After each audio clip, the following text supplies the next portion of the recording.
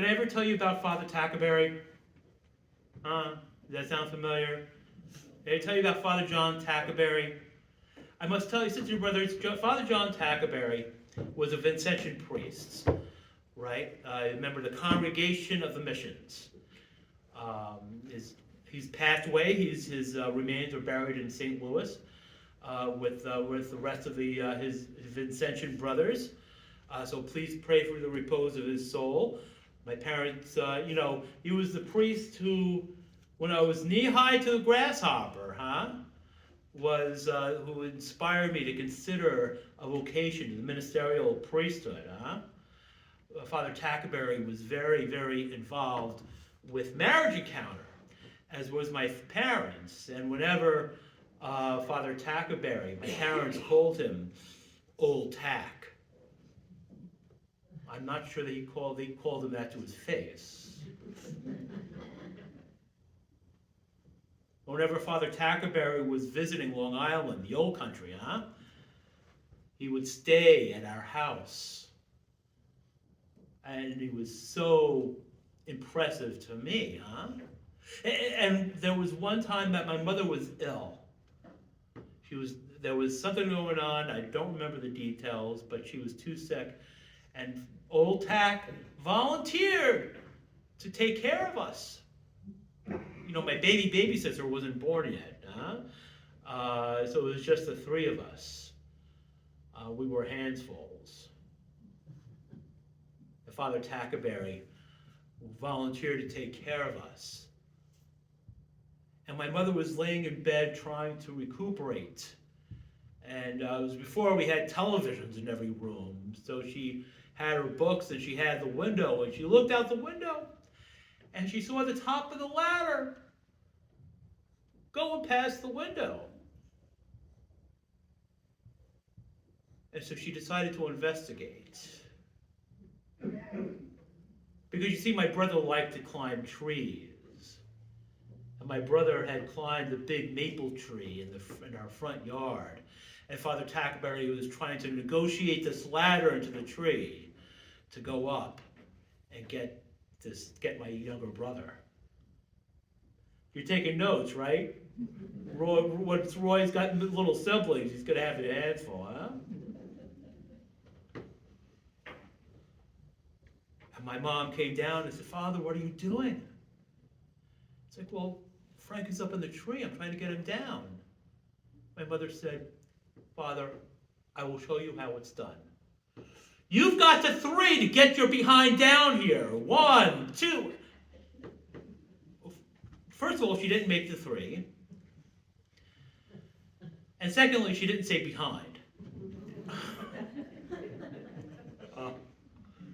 Oh, my sisters and brothers, we hear in sacred scripture, right? We hear in this wonderful book of wisdom, the Proverbs, right? That when one finds a worthy wife, her value is beyond pearls. And certainly my dad found value far beyond pearls.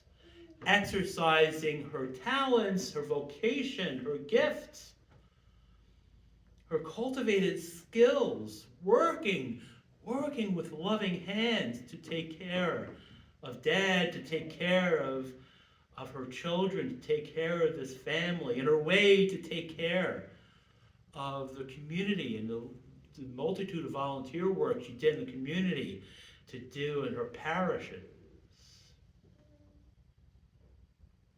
We are all called sisters and brothers.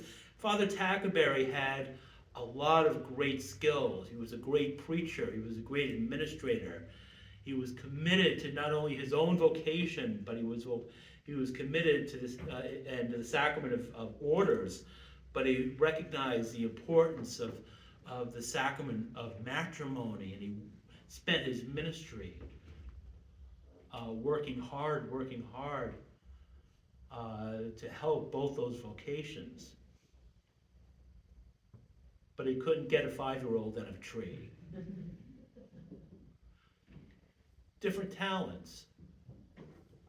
And you know what?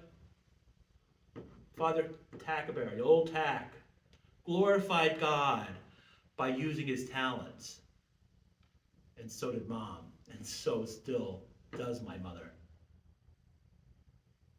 We were all given, to my sisters and brothers, great gifts, great talents. We hear this parable of the talents. It's confusing to us because we hear the word talent here used to describe a value of money. And of course, the issue is, of course, that we get the English word talent from this parable. And when the word in Greek, talaton, it's all Greek to me. The word talaton in Greek did mean a measure of money, and a great measure of money indeed. Think of it, sisters and brothers, like $1 million. The master gave one 5 talents, to another 2, to a third 1, each according to his ability. And the third one, what did he do?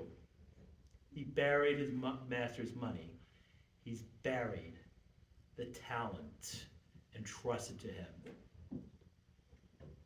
Oh, my sisters and brothers, what we do here together is very important. But our vocations as Christians, our work as followers of Jesus Christ, doesn't end when we leave these doors, or those doors, as a matter of fact. No.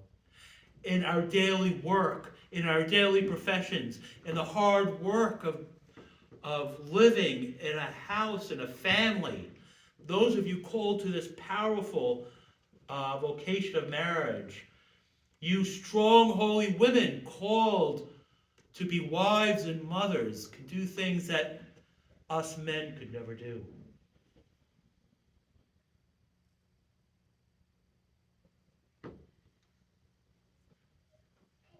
We work hard.